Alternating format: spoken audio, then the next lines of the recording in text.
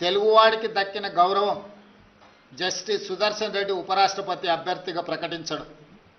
అందుకే మనందరం కలిసికట్టుగా 42 మంది లోక్సభ సభ్యులు, 18 మంది రాజ్యసభ సభ్యులు, ఉభయ రాష్ట్రాలకు సంబంధించిన వాళ్ళందరం ఒక తాటి మీదకి వచ్చి జస్టిస్ సుదర్శన్ రెడ్డి గెలుపులో భాగస్వాములు కావాలి.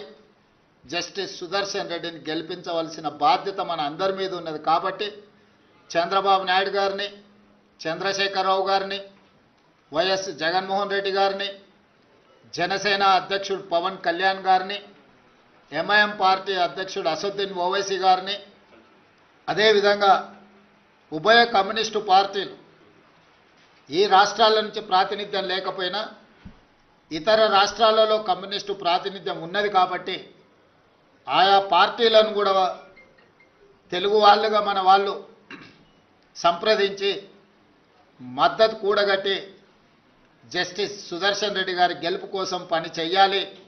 జస్టిస్ సుదర్శన్ రెడ్డి గారి గెలవడము ఇప్పుడు అవసరం.